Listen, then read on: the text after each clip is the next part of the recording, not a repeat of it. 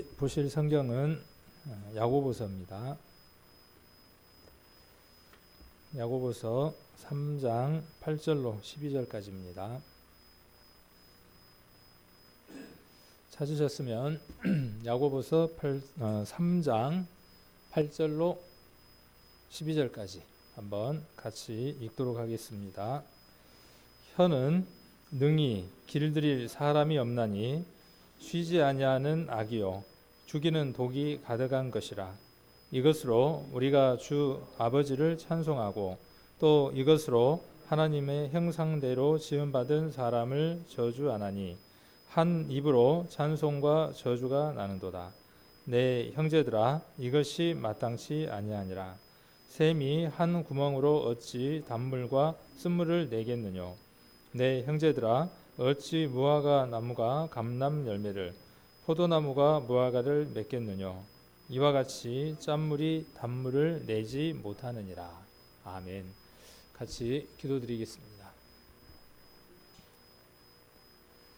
귀한 한날을 정하여 주시고 이 저녁에 주님의 보혈로 말미암아 한 피바다 한 몸 이룬 주님의 귀한 권속들 이곳으로 함께 불러 모아 주셔서 또 말씀을 상고할 수 있도록 인도해 주심을 감사를 드립니다. 우리의 본성과 우리의 옛 습성들은 사단에게 소속된 시간들이 너무나 많아서 본성대로 말하고 본성대로 행동하는 삶들이 너무나 많아서 우리의 영은 하나님의 귀한 자녀가 되어졌지만 우리의 삶들은 여전히 사단에게 사로잡혀 하나님을 아프게 하고 또 실패하는 삶들을 늘 경험하는 시간들을 보내게 됩니다.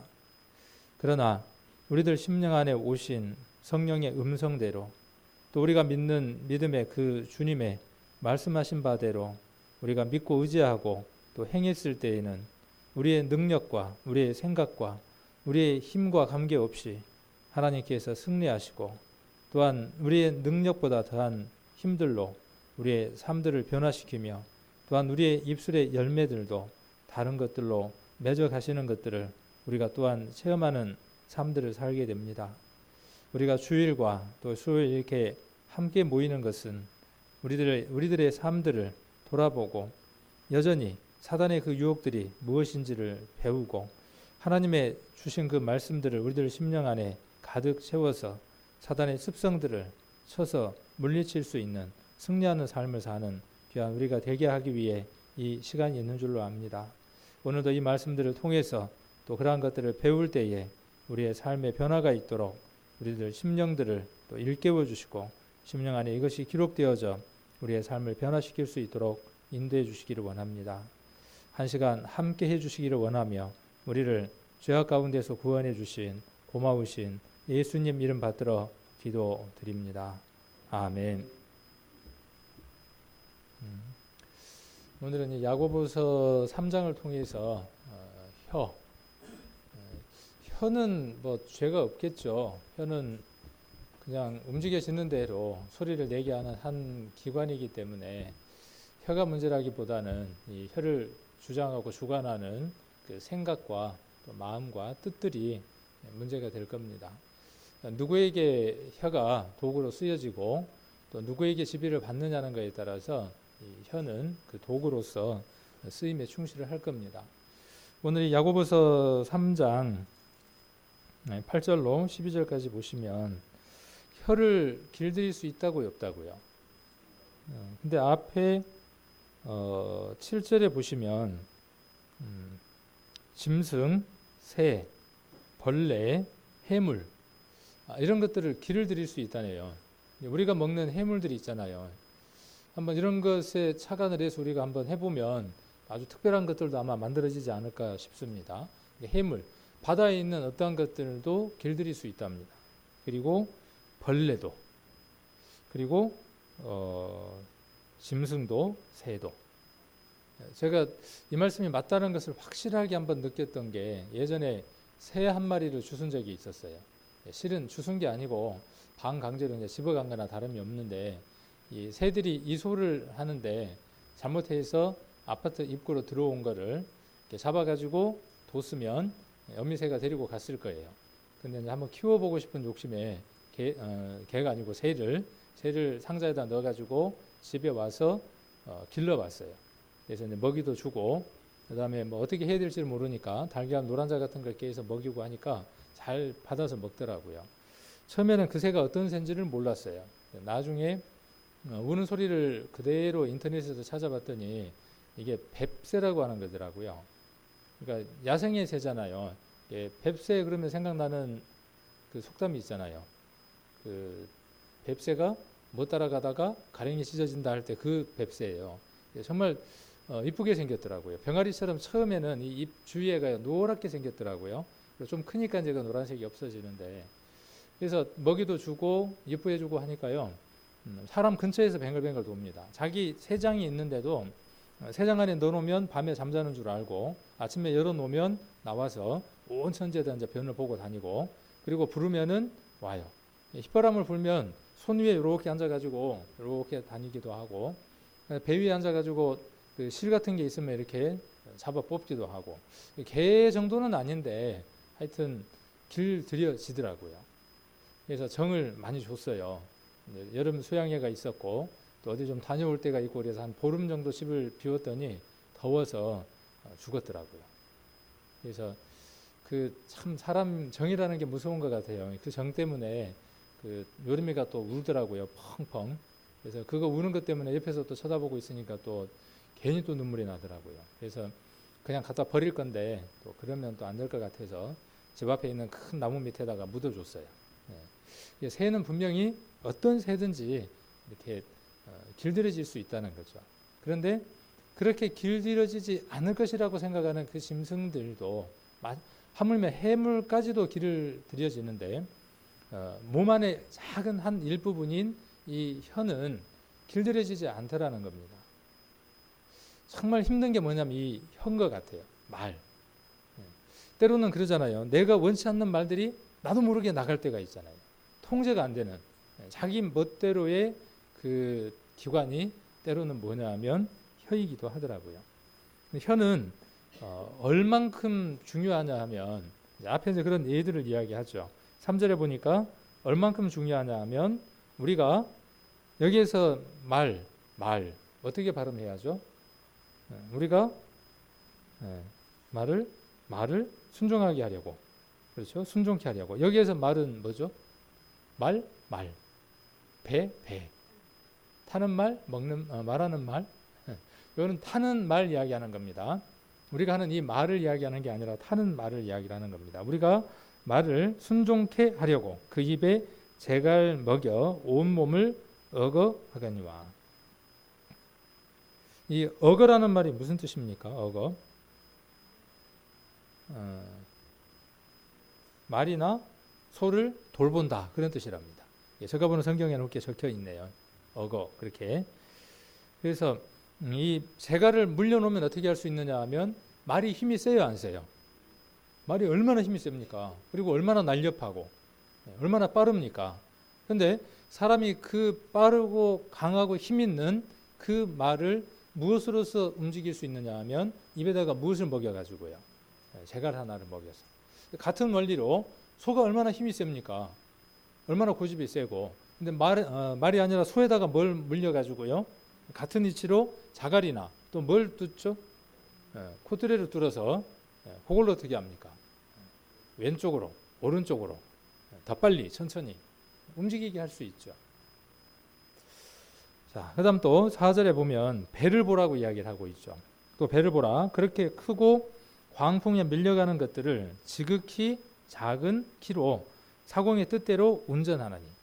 그러니까 지금 여기에 혀에 대해서 이야기를 하면서 혀가 얼만큼의 지금 능력이 있다는 겁니까? 그만큼의 능력이 있다는 거예요. 그래서 혀를 얼마만큼 잘 사용하고 다스리고 통제하느냐. 이것에 관해서 지금 야고보서에서 기록을 하고 있습니다. 그래서 그 큰 배를 아주 큰 배를 무엇으로 움직이느냐 하면 사공이 잡은 작은 키 하나로 마음대로 운전을 합니다. 우리 여기 제철에 관련된 데도 보면 뭐 큰 항만 같은 데도 보면 큰 차들이 있잖아요. 길이가 막 한참 되는. 그리고 지나가면서 한번 노면이 안 좋은 데 지나가면 막 쿵쿵거리는 소리가 집체가 흔들릴 정도로 그렇게 크게 나는 차들도 운전자가 앉아서 뭘로 움직여요? 핸들 몇 바퀴 돌리면 그 큰 차가 운전자가 원하는 대로 움직여집니다. 그러니까 혀는 어떤 힘이 있다라고 지금 이야기를 하고 있는 거죠. 혀는 지금 어떤 힘이 있다는 거예요? 자기를 움직일 만한 큰 힘이 있다는 겁니다. 혀를 어떻게 쓰고 어떻게 활용하느냐 하는 것에 대해서 활용 예에 대해서 지금 이야기를 하고 있는 겁니다. 자, 이와 같이 혀도 작은 지체로 돼 큰 것을 자랑하도다. 여기 지금 혀는 아주 작은 것인데 큰 것을 자랑한다. 그 말을 긍정적으로 이야기하면 뭐냐면 혀를 잘 쓰면 자랑할 만한 것이 된다. 그런 뜻이 되겠죠. 부정적인 의미로 쓰면 뭐가 되겠죠? 혀는 잘난 것도 없으면서 잘난 체 한다. 그런 의미로도 한번 생각을 해볼 수 있을 겁니다. 자, 그리고 큰 것으로 돼 보라. 5절에 어떻게 작은 불이 어떻게 많은 나무를 태우는가. 혀는 곧 불이요 불의의 세계라. 혀는 우리 지체 중에서 온 몸을 더럽히고 생의 바퀴를 불사르나니 그 사르는 것이 지옥불에서 나느니라. 우리가 혀를 어떻게 사용하느냐는 것에 따라서 우리의 생애 전체를 어떻게 할 수 있다는 겁니까? 망칠 수도 있고 우리의 생애 전체가 성공적인 삶을 살 수도 있다라고 이야기를 하고 있습니다. 산불이 났습니다. 오늘도 텔레비에 보니까 잠깐 산불이 났더라고요. 오늘 5시 뉴스에 우리 형제님이 잠깐 나오더라고요. 우리 김민수 형제님이 5시 뉴스에 잠깐 나오더라고요. 봤어요. 어제 보고 싶었는데 오늘 뉴스에서 봤습니다. 자, 그런데 그 산불이 어떻게 해서 산불이 나느냐 하면 큰 불 때문에 산불이 나는 게 아니라 담뱃불, 아주 작은 씨 있죠. 그 작은 씨에서 불씨에서 무엇이 나느냐 하면 그 산 전체를 태우는 산불이 시작이 되는 겁니다. 우리의 혀에도 그런 힘이 있다는 겁니다. 그래서 혀를 잘 다스리고 사용하기를 원합니다. 그래서 8절에 혀는 능히 길들일 사람이 없나니, 그러니까 혀를 길들일 수 없으니까 그냥 지가 움직이는 대로 내비두라고요? 하고 싶은 대로 하고 싶은 말 다 하라고요? 아니에요. 자, 이 혀를 누구에게 맡겨드리면요, 이 혀까지도 누구에게 맡겨드리느냐 하면, 우리 주님께 맡겨드린다면 이 입으로 무엇을 할 수 있느냐 하면 하나님을 찬송할 수 있고 새로운 생명을 살려낼 수 있는 큰 일을 할 수 있겠죠. 그래서 여기 지금 두 가지 예를 갖고 지금 이야기를 합니다. 9절과 10절과 또 11절, 12절에는 무엇을 이야기를 하느냐 하면 우리의 입이 때로는 무엇을 하기도 하고요, 때로는 하나님을 찬양하기도 하고, 너무나 잘 표현하고 잘 묘사를 해놓은 것 같아요. 정말 이 교회에 오면 전부 다 무엇 같으냐 하면 천사 같고 하나님의 아들 같은 아름다운 말들만 합니다. 근데 막상 이곳을 떠나면 우리의 입들은 풀려져서 편한 대로 그런 말들을 많이 하는 것을 봅니다. 그런 부분에 대해서 지금 야고보는 무엇을 이야기를 하느냐 하면 이것에 대해서 인지하거나 생각하지 않으면 우리는 어떤 삶을 살 수밖에 없느냐 하면 그렇게 저주스러운 말을 하는 삶을 살 수밖에 없고, 저주스러운 말을 함으로 말미암아 어떤 결과가 나오냐 하면 그것이 작은 불씨가 되는 것처럼, 씨가 되어져서 결국은 큰 산불을 만들어내는 것처럼 우리 입에서 나오는 작은 그 말들, 저주의 말들과 불평의 말들과 긍정적이지 못한 그러한 말들이 결국 무엇을 만들어내느냐 하면 아까 6절에 기록하고 있는 것처럼 온 몸을 더럽히게 되고, 그리고 생의 바퀴를 불사르게 하는, 이 생의 바퀴를 불사른다는 것은 우리 인생 전체를 뜻하는 겁니다. 우리의 삶 전체가 어떻게 되어져 버리느냐 하면 망가진다는 것이죠. 혀는 어디에서 나오느냐 하면 그 사람의 오랜 동안의 생각 가운데 있는 무의식의 세계 속에서 혀는 움직입니다. 나도 모르게 이 말이 나왔네. 그 말은 말이 된다고요, 안 된다고요? 나도 모르게 이 말을 했네? 아니에요. 내가 오랜 기간 동안 마음 가운데 깊숙한 곳에서 무엇을 했다는 것이죠? 그것을 생각 가운데 말하고 담아두고 재워뒀다는 것입니다. 그래서 어떻게 나오는 것이냐 하면 가장 중요한 상황이 되고 가장 절박한 상황이 될 때 그 말이 밖으로 나오는 것입니다. 그리고 그 말은 자기와 주변에 있는 사람들을 죽이기도 하고 살리기도 하는 것입니다. 우리의 입에서 오늘 야고보서에서 이야기하고 있는 것처럼 찬송이 나오고 또 저주가 나와서는 안 되겠죠. 한 셈에서 두 가지 맛이 나와서는 안 되겠죠. 한 가지 맛만 나와야 하겠죠. 그래서 한 입으로 쭉 내려가서 9절 한번 보겠습니다. 자, 이것으로 그랬어요. 이것이 뭡니까? 길들여지지 않는 혀. 우리는 지금까지 혀를 길들이려고 생각을 해봤습니까? 안 해봤습니까? 안 해봤다는 사실이죠. 근데 오늘부터 또 우리가 이제 올해 우리 삶에 대한 변화에 대한 이야기를 많이 하고 있죠. 그 가운데에 우리의 말, 혀, 이것에 대해서 굉장히 중요하게 우리가 한번 생각해 볼 필요가 있죠. 내가 하는 말들 가운데에 얼마나 많은 말들이 관계를 깨트리고 있고 다른 사람하고 관계 속에서 상처를 주고 힘들게 하고 있는지, 이런 부분들을 우리가 한번 생각해 보지 않는다는 말은 뭐냐 하면 혀를 길들이지 않는다는 것입니다. 세상 사람들은 혀를 길들일 방법이 없습니다. 그러나 우리는 이 혀에서 나오는 말들이 무엇인지를 파수꾼을 세워서 관찰하고 통제할 수 있는 힘들이 있는 사람들입니다. 자, 그래서 이것으로 우리가 주 하나님을 주 아버지를 찬송하고 3장 9절에 또 이것으로 하나님의 형상대로 지음을 받은 사람을 저주하나니.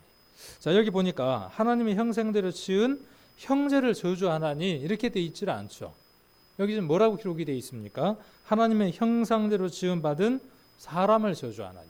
그러니까 우리만 하나님의 형상대로 지음을 받은 게 아니라 지금 저 세상에 버려졌다고 생각하는, 아이고 저거 구원도 못 받은 것들이 하고 사는 것들 꼬라지 좀 봐 라고 말하는 그것이 무엇을 하는 것과 같다는 것입니까? 그것과 여기 지금 말하는 것과 똑같다는 거예요. 하나님 형상대로 지음받음을 받은 사람을 뭐하고 있는 거냐 하면 저주하고 있는 것이죠. 하나님의 형상대로 지음받은 사람을 저주하는 것은 곧 그 안에 있는 이미지인 하나님을 저주하는 것과 같은 것이죠.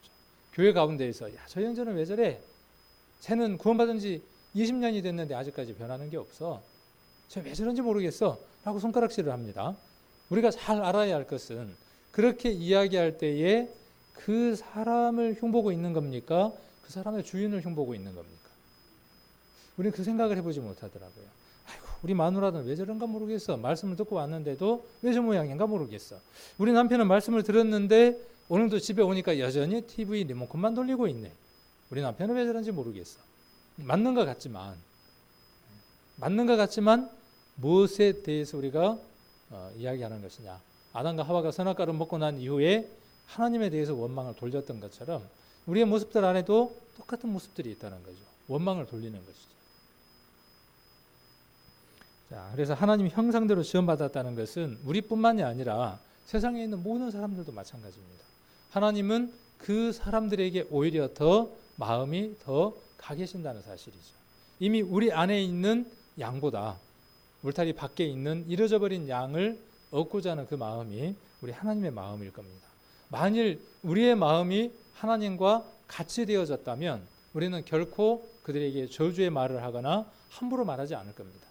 하나님의 형상대로 지음받은 저 사람이 하나님의 사랑을 깨달으면 얼마나 좋을까.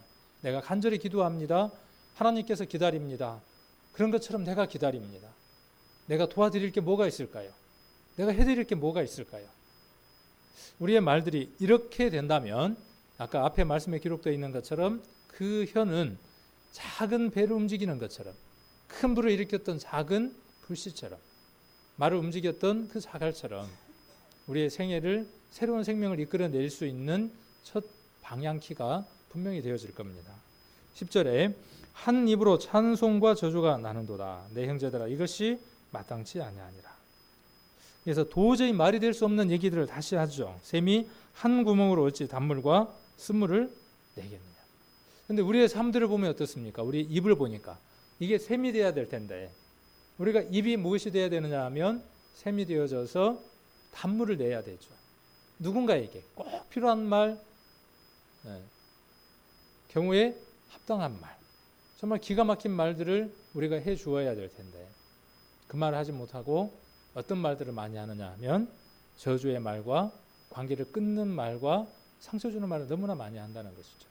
그리고 그 대상이 주로 상처를 많이 주는 대상이 누구냐 하면 누굴 것 같아요? 먼 데 있는 사람이 아니라 바로 가족들이라는 사실이죠. 남편은 아내에게, 아내는 남편에게, 그리고 부모는 자식에게, 자식은 부모에게. 자기 뜻대로 잘 안 되면 자식은 부모에게 뭐라고 이야기하느냐 하면 내 나가서 죽어버릴래. 입에서 담을 수 없는 말들을 하기도 하죠. 그리고 그 말대로 걔가 뭐가 되는 거죠? 작은 불씨가 되어져서 결국은 어떻게 옮깁니까? 집도 나가고 막 사는 삶으로 이어지게 되죠. 자, 12절에 내 형제라 어찌 무화과 나무가 감람 열매를 포도나무가 무화과를 맺겠느냐 이와 같이 짠물이 단물을 내지 못하느니라. 그래서 우리의 입술과 우리의 중심이 이미 생수의 강이 되어져서 우리에게서 생수의 강, 단물을 낼 수 있는 아주 특별한 사람이 우리가 되어졌다는 사실을 인지하지 못한다면 우리는 늘 어떤 말을 낼 수밖에 없냐 하면 저주의 말과 불평, 불만의 말들을 쏟을 수밖에 없다는 거죠. 그리고 형제자매를 판단하는 저주하는 말들을 할 수밖에 없다는 겁니다. 하루 중 내가 했던 말들을 얼만큼 돌아봅니까? 우리 성도님들, 내가 하루 동안 했던 말들을 저녁에 자기 전에, 기도하기 전에 나의 삶들을 얼만큼 돌아봅니까? 예수 그리스도께서 십자가의 모든 죄를 다 가지고 가셨으니까 오늘 하루 동안 내가 하면서 했던 모든 것들도 다 가지고 가셨으니 감사합니다 그러고 끝납니까? 그건 또 은혜가 아니고 경우가 아닌 것 같아요. 정말 하루 동안의 모든 시간들 속에서 내가 얼마만큼 단물을 냈는지, 얼마만큼 쓴물을 냈는지 한번 돌아보는 시간들을 갖는다면 내 삶들 가운데에서 쓴물에 대한 부분들을 더 많이 생각할 수 있을 것이고, 그것들이 내게 아직도 그리스도가 은혜 가운데서 역사하지 못한다는 사실을 깨달을 때 그리스도 은혜 가운데 더 가까이 가게 하는 귀한 동기가 될 겁니다. 그래서 우리의 삶들 가운데서 이 혀를 돌아보는 것, 말을 돌아보는 것, 이것은요 너무나 소중한 것 같습니다. 우리가 잠언을 보면요, 우리가 잠언을 좋아하고 시편도 좋아라 합니다. 그래서 성경 읽기 전에 에피타이저라 그러잖아요. 우리 음식 먹기 전에 위액을 분비하기 위해서 음식을 먹는 것처럼 잠언 한 장, 시편 5편 이렇게 읽기도 합니다. 그래서 오늘이 1장이면 잠언 1장, 시편 1편부터 5편까지. 시편은 150편까지 있고 그 다음에 잠언은 31장까지 있으니까 그렇게 읽으면 한 달에 한 번 시편 잠언은 읽게 됩니다. 그렇게 읽고 그 다음에 이제 본 음식으로 성경을 읽어 나갑니다. 이렇게 읽어 나가면 참 좋은 것 같아요. 그렇게 하려면 성경 읽으려고 하는 시간들을 많이 투자를 해야 하겠죠. 그렇게 이렇게 쭉 잠언을 읽다 보면요, 어떤 말씀들이 너무나 많이 나오느냐 하면 혀, 말, 입술, 이것에 대한 말씀들이 너무나 많습니다. 오늘 한번 잠언 앞부분부터 시작해가지고 31장까지 쭉 한번 훑어가면서 우리가 혀와 입술과 말에 대한 말씀들이 어떤 것들이 있는지 한번 쭉 한번 훑어가는 시간을 가져보겠습니다. 잠언 4장을 먼저 한번 보겠습니다. 잠언 4장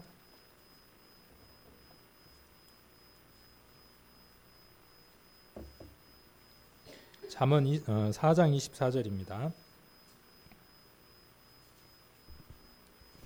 23절, 24절. 잠언은 뭐 특별히 설명이 필요 없습니다. 그래서 우리가 같이 한번 쭉 여기부터 시작해서 제가 이제 보고 정리한 것들은 이 정도인데 우리 성도님들은 또 오늘 제가 잠언에서 혀나 입술이나 말에 관해서 한 것들을 한번 쭉 메모를 해 두셨다가 집에 가셔서 더 한번 깊이 묵상을 해보시면 좋을 것 같습니다. 굉장히 많습니다. 제가 오늘 찾아드릴 것만 해도 굉장히 많을 겁니다. 4장 23절 24절 같이 한번 읽겠습니다. 무릇 지킬 만한 것보다 더욱 내 마음을 지키라. 생명의 근원이 이에게서 남니라. 괴를 내 입에서 버리며 사곡을 내 입술에서 멀리하라. 자, 24절에 대한 답이 뭐냐면 23절입니다. 23절이 이루어져야 24절은 이루어지는 것입니다. 우리들 마음 가운데에 무엇이 지켜져야요? 우리의 마음이 지켜져야죠. 이 마음은 내가 내 마음을 지킬 수도 없습니다. 내 마음을 지키시는 분, 그분에게 내 마음을 맡기지 않고서는 내 마음을 지킬 방법이 없습니다. 그래서 생명의 근원은 어디에서 나느냐 하면 마음에서 납니다. 그래서 우리의 마음이 지켜질 때 우리의 마음 가운데에 하나님께 마음이 고정되어질 때 우리의 입술에서 괴휼도 사곡도 떠날 겁니다. 자, 또 5장 1절 한번 보겠습니다. 5장 1절, 2절. 여기도 같이 한번 읽겠습니다. 내 아들들아, 내 지혜에 주의하며 내 명철에 내 귀를 기울여서 근신을 지키며 내 입술로 지식을 지키도록 하라. 들어야죠. 먼저는 귀와 입은 한 세트입니다. 귀와 입은 세트로 되어져 있기 때문에 무엇을 듣느냐는 것에 따라서 무엇을 말하느냐가 정해집니다. 우리는 지금까지의 삶, 예수님을 만나기 전까지의 삶 안에서 사단이 우리에게 들려줬던 속삭였던 달콤한 소리에 귀 기울였습니다. 그래서 우리의 말도 무엇이었느냐 하면 그 말을 그대로 하고 살았습니다. 이제 우리의 입이 바뀌려면요, 듣는 것을 바꾸는 수밖에 없습니다. 그래서 더 많이 예배에 참석해야 하고 더 많이 말씀을 봐야 하고 더 많이 말씀을 들어야 하는 이유가 여기에 있습니다. 만일 30살 때 구원을 받았다면, 그리고 내 나이가 50이라면 세상의 말을 들었던 것이 훨씬 많죠. 그러면 20년이라는 그 시간 동안에서 30년보다 더 많이 무엇을 들어야 되느냐 하면 하나님에 관한 말씀을 들어야만 입이 길들여지는 겁니다. 또 8장으로 한번 넘어가 보겠습니다. 8장 6절입니다. 8장 6절. 8장 6절. 내가 가장 선한 것을 말하리라.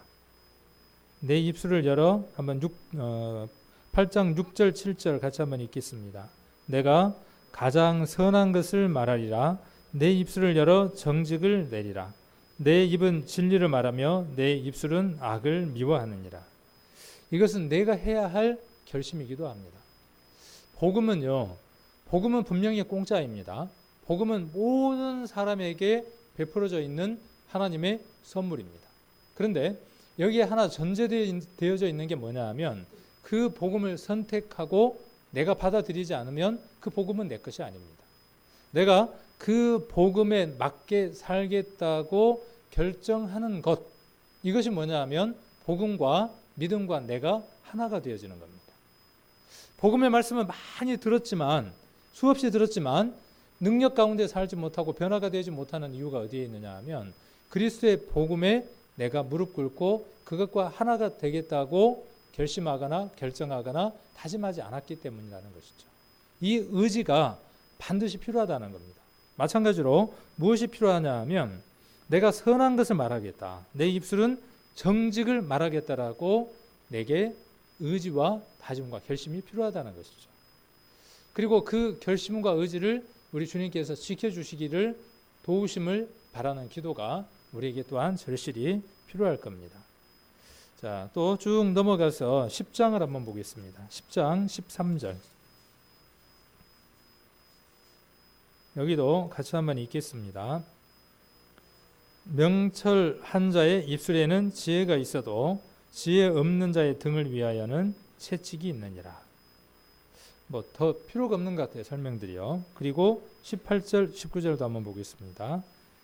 18절부터 시작해서 20절까지 같이 한번 읽겠습니다. 미워함을 감추는 자는 거짓의 입술을 가진 자요, 참소하는 자는 미련한 자니라. 말이 많으면 허물을 명키 어려우나 그 입술을 제어하는 자는 지혜가 있느니라. 의인의 혀는 천은과 같거니와 악인의 마음은 가치가 적으니라. 의인의 입술은 여러 사람을 교육하나 미련한 자는 지식이 없으므로 죽느니라. 여기에서 우리가 버려야 할 것들, 취해야 할 것들, 우리가 어떻게 행해야 할 것들, 이런 것들을 우리가 이 말씀을 통해서 한번 정리를 해볼 수 있을 겁니다. 그래서 의인의 혀는, 이 의인이 누굽니까? 노아는 의인이요 당시의 완전한 자, 롯도 의인이었다고 이야기를 하고 있죠. 구원받은 사람을 의인이라고 이야기를 하고 있습니다. 우리가 바로 의인이고 구원받은 사람들이 의인이죠. 우리의 입에서 나갔을 때의 천은과 같은 말은 무엇일까요? 우리 입에서 나가는 말 가운데 천은과 같은 말, 예수 그리스도가 누구인지 그분에 대해서 증거하는 말, 이 말은요 천금보다, 천은보다도 귀한 것일 겁니다. 그리고 20절에 나와 있는 것처럼 21절에 기록되어 있는 것처럼 의인의 입술은 여러 사람을 교육합니다. 구원받은 사람의 말들은요, 자기의 간증과 자기의 삶들과 하나님을 만났던 간증들을 하면 그 간증들이 다른 사람에게는 무엇으로 역사하느냐 하면 가리킴으로 역사하고 교육으로 역사합니다. 내가 가리키는 것이 아니라 내게 깨달아지고 내게 배워지고 내게 교육된 것을 간증함으로 말미암아 다른 사람에게 또 다른 교육과 가르침이 이루어진다는 사실입니다. 그래서 우리에게 간증은요, 굉장히 중요합니다. 구역 모임 때의 간증은.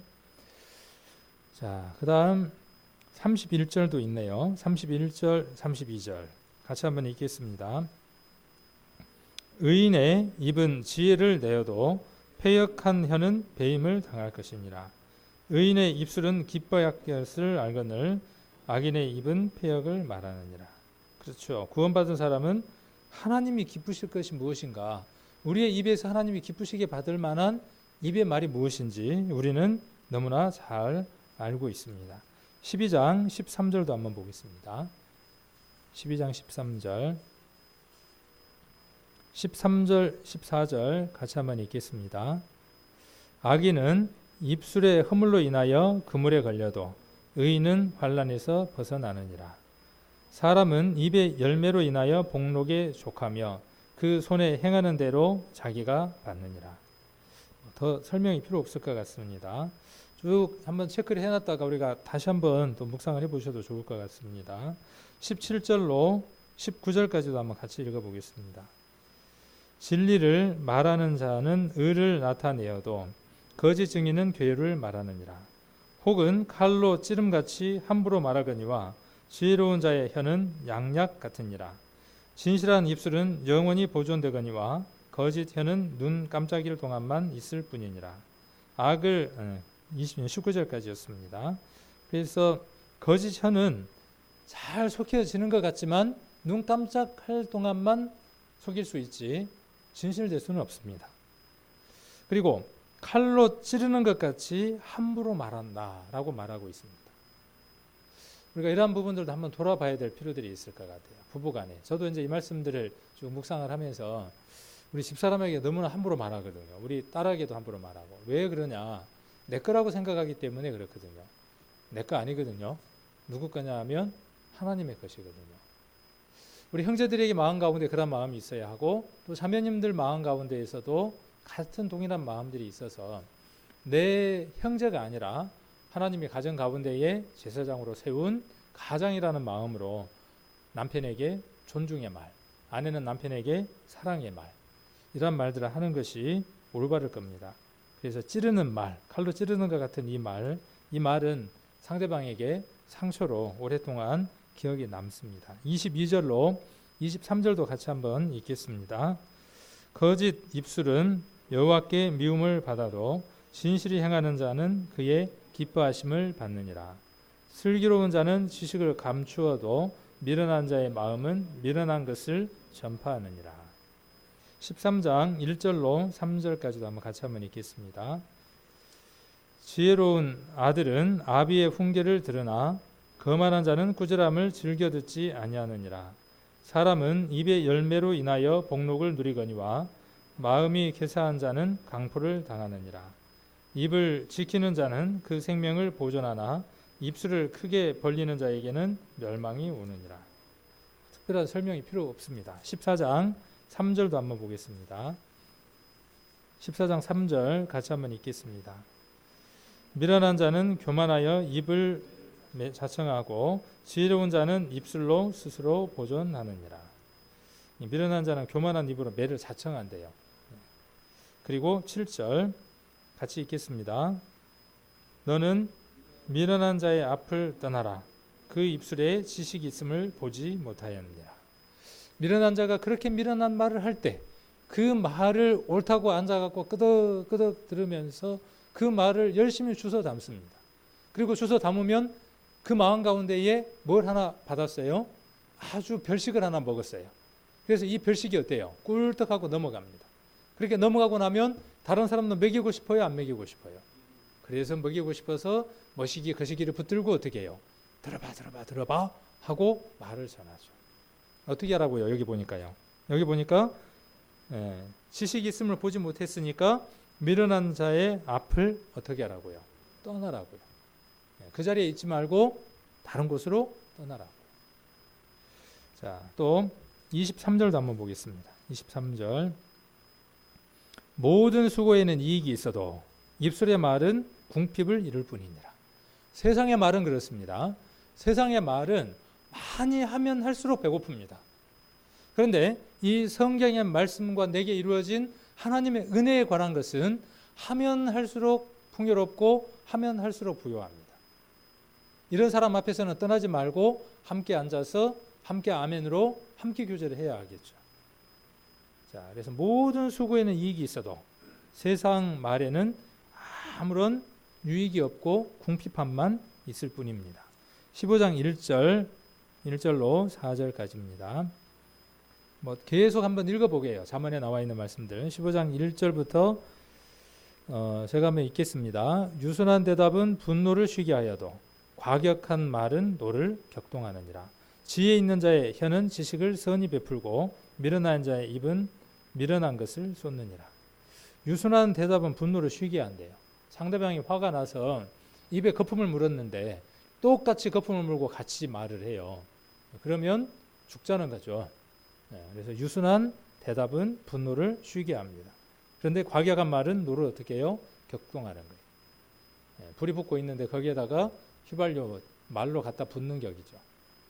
이런 것들은 우리가 너무나 잘 알 수 있는 말씀들인 것 같아요. 4절에도 같이 한번 읽겠습니다. 올량한 혀는 곧 생명나무라도 패려한 혀는 마음을 상하게 하느니라. 그렇죠. 우리에게 있는 이 아름다운 말, 하나님 우리에게 주셨던 그 생수의 강, 단물, 이것을 내면 생명나무의 열매를 맺습니다. 그것의 열매가 무엇이냐 하면 잃어버린 영혼을 구원케 할 수 있습니다. 내게 단 것은요, 세상 사람에게도 답니다. 세상 사람들 안에도 본능적으로 본성적으로 무엇이 있느냐 하면 하나님을 알만한 것이 있기 때문에 우리는 때로는 무시합니다. 내가 하는 말을 그들을 알아듣지 못할 것이라고. 그렇지 않습니다. 세상 사람들 안에도 본성적으로 하나님을 찾고자 하는 마음이 있기 때문에 하나님 나라에 대한 단맛을 이야기하면요, 반응을 합니다. 자, 이러한 말들은 생명나무로 우리에게 하나님께서 갚아주신다는 말씀입니다. 그러나 패려한 혀는 마음을 상하게 합니다. 자, 15장 7절. 지혜로운 자의 입술은 지식을 전파하여도 미련한 자의 마음은 정함이 없느니라. 또 16장 13절입니다.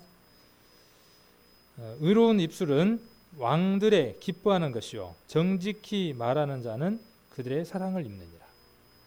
우리의 입술 가운데에서 정직하게 말하는 것. 이 정직한 건 뭐냐 하면 마음에 있는 것과 입이 같은 게 뭐냐면 정직한 겁니다. 내 마음의 생각과 내 마음의 뜻과 내 마음에 품어진 것을 있는 그대로 말하는 게 뭐냐 하면 정직한 겁니다. 자, 그래서 그 정직하게 말하는 것은 왕의 사랑을 입는 것이죠. 의로운 입술은 왕들이 기뻐하고 정직히 말하는 것은 왕들의 사랑을 입는 겁니다. 또 23절도 한번 보겠습니다. 23절, 24절 보시면 지혜로운 자의 마음은 그 입을 슬기롭게 하고 또 그 입술에 지식을 더하느니라. 선한 말은 꿀송이 같아서 마음에 달고 뼈에 양약이 되느니라.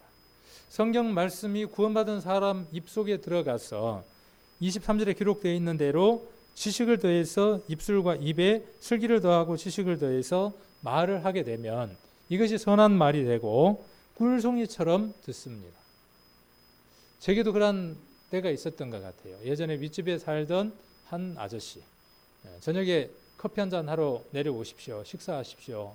그러면서 이런저런 성경 얘기를 했을 때에 잘 받아들이고 그 말씀들을 먹는 것들을 봤습니다. 그리고 후에는 구원받는 걸 봤습니다. 여러분들에게도 주변에 있는 사람들에게 그러한 삶들이 이루어지면 그리고 그 혀의 말과 같이 삶이 함께 따라가면 반드시 생명나무와 생명 열매를 반드시 맺히게 됩니다. 또 16장 27절, 28절 보시면 불량한 자는 악을 꾀하나니 그 입술에는 맹렬한 불 같은 것이 있느니라. 패리한 자는 다툼을 일으키고 말장이는 친한 것을 이간하느니라. 30절 눈을 감는 자는 패역한 일을 도모하며 입술을 닫는 자는 악한 일을 이루느니라. 때로는 입술을 열어야 할 때도 있습니다. 형제 자매에게 죄악된 길을 갈 때에 우리의 입술은 열어서 그 형제나 자매에게 권면의 말을 해야 합니다. 그럴 때 눈을 감거나 그럴 때 입을 닫는 자는 옳지 않은 겁니다. 또 17장 4절입니다. 악을 행하는 자는 괴사한 입술을 잘 듣고 거짓말하는 자는 악한 혀의 귀를 기울이느니라. 또 20절에도 한번 보겠습니다. 20절 마음이 삭탁한 자는 복을 얻지 못하고 혀가 패려한 자는 재앙에 빠지느니라. 또 28절 미련한 자라도 잠잠하면 지혜로운 자로 여기우고 그 입술을 닫히면 슬기로운 자로 여기느니라. 또 8장 6절로 7절 8절 같이 한번 읽겠습니다. 18장 6절로 8절까지 미련한 자의 입술은 다툼을 일으키고 그 입은 매를 자청하느니라. 미련한 자의 입은 그의 멸망이 되고 그 입술은 그의 영혼의 그물이 되느니라. 남의 말하기를 좋아하는 자의 말은 별식 같아서 뱃속 깊숙한 데로 내려가느니라. 그렇죠. 남의 말을 좋아하는 자의 말, 이 미련한 자의 말이죠. 그 말은 뭐처럼 우리에게 들어온다고요? 별식처럼 들어와요. 그래서 뱃속 깊숙한 곳으로 내려간다고 되어 있습니다. 또 20절도 한번 보겠습니다. 20절, 21절 보시면 사람의 입에서 나오는 열매로 하여 배부르게 되나니 곧 그 입술에서 나는 것으로 하여 만족해 되느니라. 죽고 사는 것이 혀의 권세에 달렸나니 혀를 쓰기를 좋아하는 자는 그 열매를 먹으리라. 또 19장 1절에도 성실히 행하는 가난한 자는 입술이 패려하고 미련한 자보다 나으니라. 또 20장 15절 자, 여기도 한번 같이 한번 읽겠습니다. 세상에 금도 있고 진주도 많거니와 지혜로운 입술이 더욱 귀한 보배니라. 금도 있고 진주도 있습니다. 그런데 그거보다 더 귀한 게 뭐냐 하면 지혜로운 입술이래요. 그 입술을 누가 가졌느냐 하면 우리가 가졌습니다. 그 입술을 잘 쓰기를 하나님께서 원하시죠. 19절 두루다니며 한담하는 자는 남의 비밀을 누설하나니 입술을 벌린 자를 사귀지 말지니라. 21장 23절 자, 입과 혀를 지키는 자는 그 영혼을 환난에서 보존하느니라. 또 22장 17절 너는 귀를 기울여 지혜 있는 자의 말씀을 들으며 내 지식의 마음을 둘지어다. 이것을 내 속에 보존하며 내 입술에 있게 하는 것이 아름다우니라. 또 23장 15절 16절입니다. 내 아들아 만일 내 마음이 지혜로우면 나 곧 내 마음이 즐겁겠고 만일 내 입술이 정직을 말하면 내 속이 유쾌하리라. 하나님 마음을 유쾌하게 하는 방법이 여기에 기록되어 있네요. 정직을 말하면 우리들 10년 가운데 이루어진 예수 그리스도에 대해서 정직하게 말한다면 하나님을 유쾌하게 할 수 있습니다. 또 24장 2절도 한번 보겠습니다. 1절부터 한번 보시면 너는 악인의 형통을 부러워하지 말며 그와 함께 있기도 원하지 말지어다. 그들의 마음은 강포를 품고 그 입술은 잔해를 말함이니라. 24장 28절 너는 까닭 없이 내 이웃을 쳐서 증인되지 말며 내 입술로 속이지 말지니라. 25장 11절 12절 같이 한번 읽겠습니다. 경우에 합당한 말은 아로 새긴 은쟁반의 금사관이라. 슬기로운 자의 책망은 청종하는 귀에 금고리와 정금 장식이니라. 금 귀고리, 금 장식을 하는 것보다 더 아름다운 것은 뭐냐 하면 책망하는 그 책망에 귀 기울이는 것. 이거 정말 어려운 겁니다. 누군가가 내게 책망을 해주고 잘못된 것을 가르쳐 주었을 때에 네 고맙습니다라고 권명과 책망을 들을 수 있는 사람, 그 사람은 하나님 앞에 마치 무엇을 단 것과 같냐 하면 금 귀걸이와 금 장식을 한 것과 같다고 이야기를 하고 있습니다. 또 경우에 합당한 말, 이것은 아로 새긴 은쟁반의 금사과래요. 너무나 멋있죠, 표현이. 자, 그리고 25장 15절. 자, 오래 참으면 관원이 그 말을 용납하나니 부드러운 혀는 뼈를 꺾느니라. 부드러운 혀, 나지막한 소리로 자기의 의사와 자기 마음 가운데 있는 것을 진심됨으로 아뢰는 이것은요, 그 사람이 얼마만큼 강하다고 할지라도 그 사람을 녹일 수 있고 꺾을 수 있고 복음을 전할 수 있는 귀한 능력들이 되어집니다. 23절. 자, 북풍이 비를 일으킴 같이 참소하는 혀는 사람의 얼굴에 분을 일으키느니라. 그렇죠. 또 26장 18절. 26장 18절부터 26절까지 좀 기네요. 제가 빨리 한번 읽겠습니다. 횃불을 던지며 살을 쏘아서 사람을 죽이는 미친 사람이 있나니. 이렇게 실제로 죽이는 사람이 없습니다. 그런데 이렇게 죽이는 사람들이 있습니다. 그게 누구냐 하면요, 바로 입술에서 남을 함부로 비판하거나 평가하거나 뒷담화를 하는 일입니다. 그것은 마치 무엇과 같으냐 하면 먼 데서 횃불을 던지는 것과 살을 쏘는 것과 같습니다. 그래서 이 미친 사람이 바로 누구냐 하면 우리가 될 수도 있습니다. 우리의 입에서 나오는 혀의 말이 마치 이 미친 사람처럼 횃불을 던지고 살을 쏘는 사람과 같습니다. 19절. 자기 이웃을 속이고 말하기를 내가 희롱하였노라 하는 자도 그러하니라. 나무가 닿으면 불이 꺼지고 말장이가 없어지면 다툼이 쉬느니라. 숯불 위에 숯을 더하는 것과 타는 불에 나무를 더하는 것 같이 다툼을 좋아하는 자는 시비를 일으키느니라. 일명 이런 사람을 가리켜서 쌈딱이라 그럽니다. 22절. 남의 말하기를 좋아하는 자의 말은 별식과 같아서 뱃속 깊숙한 데로 내려가느니라. 온유한 입술에 악한 마음은 낮은 은을 입힌 독이니라. 감정이 있는 자는 입술로 꾸미고 속이는 괴유를 품나니 그 말이 좋을지라도 믿지 말 것은 그 마음에 7가지 가정한 것이 있습니다. 괴율로 그 감정을 감출지라도 악이 회중 앞에 드러나리라. 23절, 아까 28장 23절 한번 보겠습니다. 잠언에서 이런 말씀들은 너무나 많이 찾을 수 있습니다. 28장 23절 같이 한번 읽겠습니다. 사람을 경책하는 자는 혀로 아첨하는 자보다 나중에 더욱 사랑을 받느니라. 이 말씀도 우리가 잘 기억해 두어야 될 것 같아요.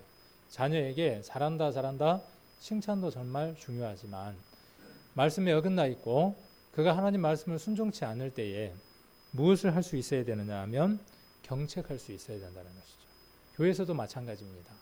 그가 하나님 말씀 안에서 멀어져 있을 때에 꾸중하고 책망하고 권면할 때 무엇보다 나는 나으냐 하면 아첨하는 자보다 나중에 훨씬 더 사랑을 받습니다. 이렇게 잠언에는 혀의 중요성, 혀가 어떻게 다루어지는가에 대해서 너무나 많은 이야기들을 잘 하고 있습니다. 우리가 평상시 하는 말들 가운데에 정말 이로운 말들도 있지만 해로운 말들도 많더라고요. 그리고 이제 지난번에 옛날에 한번 제가 그 동영상을 보여드렸는데 물은 답을 알고 있다. 한번 보여드린 적이 있죠. 물이 사람의 말을 알아듣고 좋은 말을 하거나 나쁜 말을 하거나 하는 것에 따라서 반응을 하죠. 우리 인체는요, 70%가 뭘로 이루어져 있느냐 하면 물로 이루어져 있습니다. 내가 하는 말을 상대방도 듣지만 누가 듣냐 하면 내가 듣습니다. 내가 어떤 말을 하느냐는 것에 따라서 내 몸에 있는 물들은 반응합니다. 내가 하나님의 말씀을 읽고 찬양하고 간증을 하면 내 몸은 어떻게 반응하느냐 하면 고운 것으로 아름답게 반응을 합니다. 그러나 내 말이 세상 것으로 가득 채워져 있어서 세상 것을 말하고 세상 것을 즐기고 세상 것을 부른다면, 노래 부른다면 내 몸은 어떻게 반응하느냐 하면 그렇게 반응할 겁니다. 그 먹거리 파일이라고 채널 A 있잖아요. 여기에서 그 방영했던 게 있는데 우리의 말이 얼마나 중요한가 하는 것에 대해서 시사를 하고 있는 것 같아요. 그래서 시간이 좀 지났지만 이것을 보고 이제 마치고 정리를 하도록 하겠습니다. 같이 한번 보시겠습니다. 몇 년 전 일본에서 물의 결정을 촬영한 사진이 공개되면서 크게 화제가 됐었습니다. 이게 바로 그 물 결정 사진입니다. 이쪽에는 감사합니다라는 말을 들려줬다고 합니다. 그리고 이쪽에는 나쁜 놈이란 말을 들려줬습니다. 도대체 무슨 일이 있었던 걸까요? 우리는 이 실험을 한 일본인을 직접 만났습니다. 10년 전 단어의 의미에 따라 물의 결정 모양이 달라진다고 주장하는 책이 일본에서 발간됐습니다. 상식적으로 납득이 가지 않는 주장. 그러나 저자는 단어의 뜻에 따라 물의 결정 모양이 달라진다고 분명히 말했습니다. そうです。吉祥は水が一番喜ぶことは言葉は、愛感謝という言葉、愛してるよ、大好きだよという言葉と、ありがとうという言葉です。でそういう状況の中で水は一番美しい結晶を作ることが分かりました。 이것이 긍정적인 말로 변한 물 결정의 아름다운 모습입니다. 이것이 정말 가능한 일일까요? 水のいい言葉をかけると水が変わるそういう実験の現場を見せていただくことかな。わかりました。どうぞご案内します。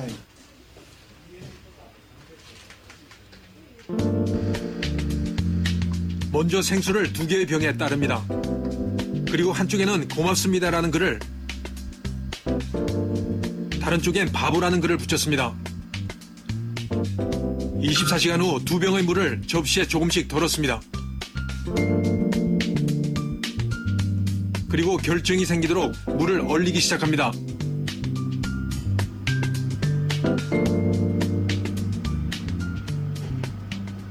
水に感情があるわけではないけど、水は人の心の鏡だから、仮にこれが水とすると、私がうーんと怒っちゃうと水もすぐ怒ると、その鏡となると。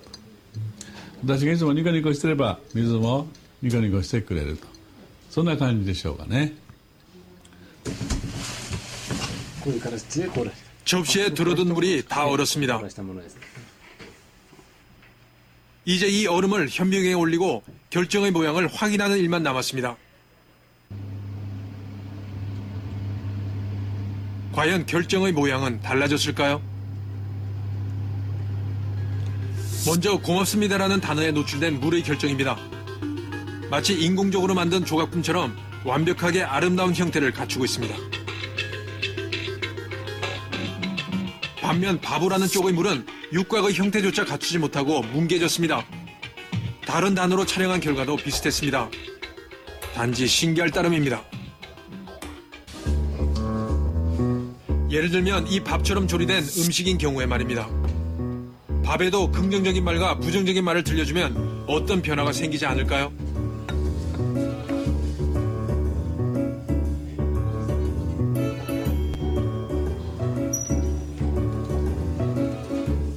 이번 실험은 제가 직접 참여하기로 했습니다.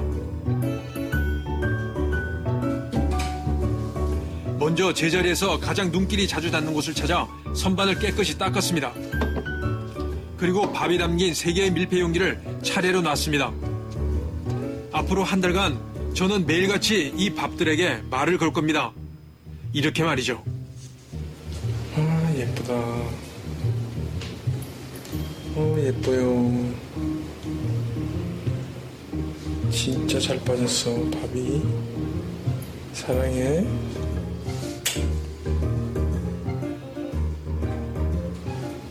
어디 갔어? 야, 너 왜 이렇게 못생겼냐? 씨. 이상하게 생겼어. 재수없어. 어? 그리고 무관심병에는 눈길도 안 줄 겁니다. 3개의 병에선 과연 어떤 변화가 일어날까요? 이후로 저는 매일같이 틈이 날 때마다 밥에게 인사를 건넸습니다. 아이고 예뻐요. 사랑해. 아이고 예뻐라.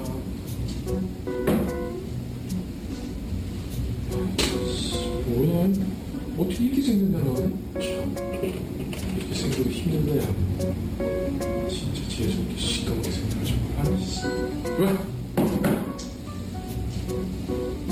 처음 밥에 말을 걸 때는 많이 수치스러웠지만 하다 보니 재미도 있고 과연 어떤 일이 벌어질까 그 결과도 궁금해졌습니다. 그러다 보니 자연히 말을 건네는 횟수도 늘었습니다.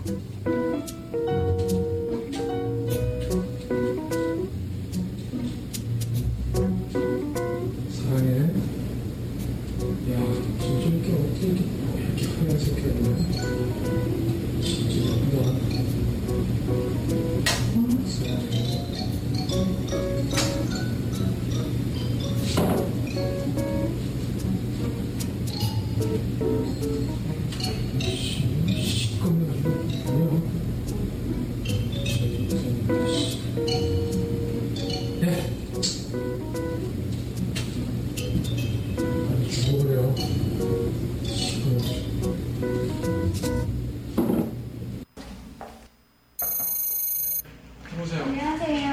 씨름을 시작한 지 2주일이 지났습니다. 제가 씨름하는 밥에도 변화가 시작된 것처럼 보입니다. 사랑해, 무관심, 미워해. 부정적인 말을 퍼부은 미워해와 무관심도 뭐가 냄새 난다. 내내 냉대를 당한 무관심, 사랑해. 그리고 제게 사랑의 말을 들은 사랑에도 많이 달라진 모습입니다. 이게 미워해가 사실 제일 많이 썩긴 썩은 것 같은데 까만 곰팡이가 왕창 있어가지고 그렇죠? 미호의 밥에는 유난히 검은 곰팡이가 많이 눈에 띕니다. 무관심이 좀 있고 사랑에는 까만 곰팡이 그렇게 많이 쓰지는 않았는데 그런데 사랑의 밥도 처음보다는 달라졌습니다.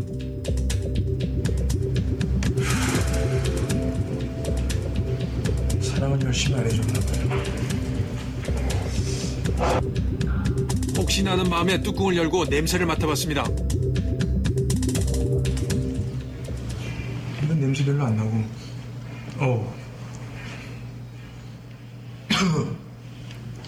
어떤가요? 미호에는 완전 썩는 냄새 나고 무관심은 그닥 좋은 냄새 나. 사랑에는 향긋한 냄새 나는 것 같은데? 무슨 냄새가 나요? 향긋한 냄새. 착각인가 싶어 다시 냄새를 맡아봤습니다. 아니 이건 냄새가 진짜 그런데 향긋한 냄새가 나는데? 그렇다면 무관심은 어떨까요?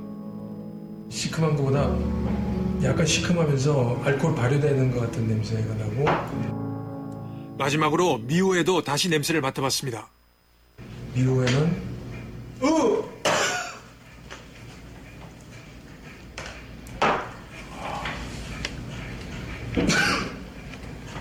냄새 못 맡겠어. 그저 애정의 차이를 뒀을 뿐인데 각기 다르게 변해가는 모습이 신기할 뿐입니다.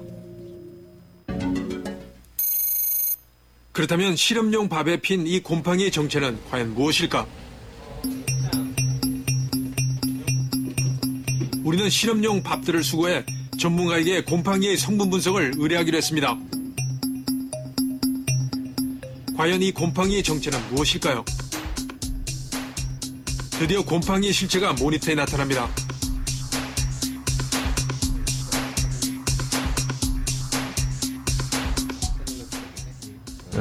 누룩곰팡이처럼 생겼네. 모르스름한 게. 이거는 쌀에 가장 밥이나 쌀에 많이 필 수 있는 곰팡이라고 볼 수 있겠죠. 보통 누룩곰팡이라고 얘기를 많이 하는. 막걸리. 네, 우리가 그 매주에도 자주 피고 또 이렇게 누룩을 만들죠. 술을 담기 위해서 만드는 것이 누룩인데 그 누룩에도 자주 피는 곰팡이죠. 사랑의 말을 들은 곰팡이에서 발견된 것은 바로 누룩 곰팡이입니다.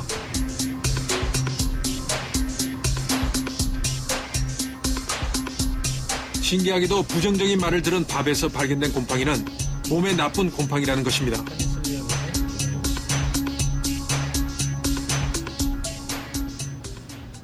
페니실리움은 잘 알려진 바로는 우리 항생제 페니실린을 만드는 곰팡이 이로서 많이 알려져 있는데요.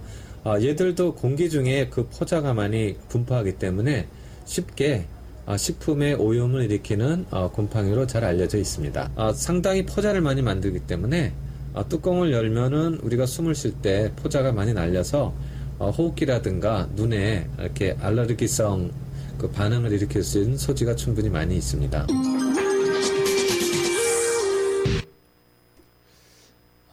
집에 가서 밥을 유리병 안에다 넣고 사랑의 미호에 써놓고 한번 해봐야 되겠다고 지금 생각하시는 분도 계시고, 해볼 수도 있는데 그거 해보라고 이거 보여드린 게 아니고요.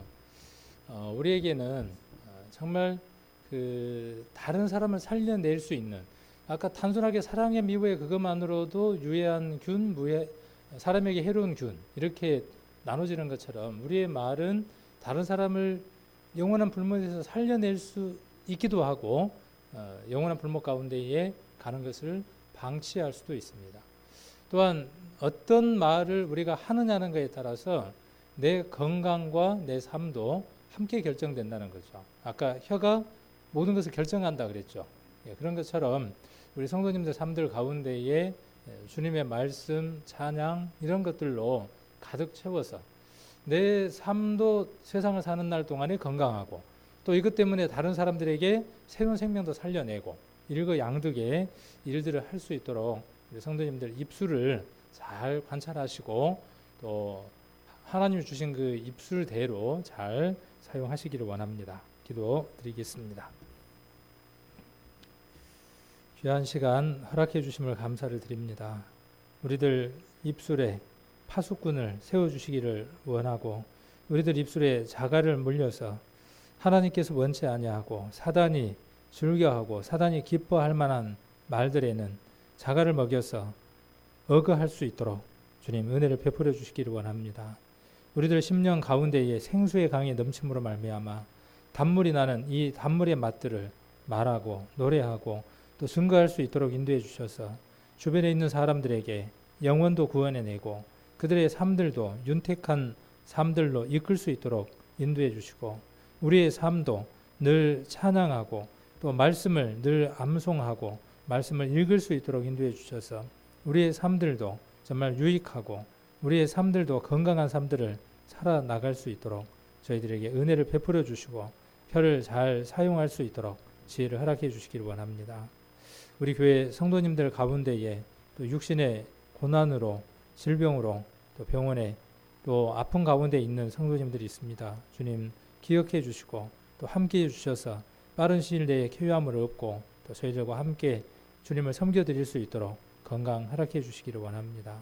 또한 영육간에 힘들어하는 모든 성도들에게도 주님 힘을 허락해 주셔서 주님의 말씀으로 말미암아 공급받고 힘을 얻어 모든 것들 또 털고 일어나 주님을 섬길 수 있도록 능력으로 더하여 주시기를 원합니다. 오늘 이 저녁 이렇게 귀한 시간 허락해 주심을 감사를 드리며 우리를 죄악 가운데서 구원해 주신 고마우신 예수님 이름 받들어 기도드립니다. 아멘.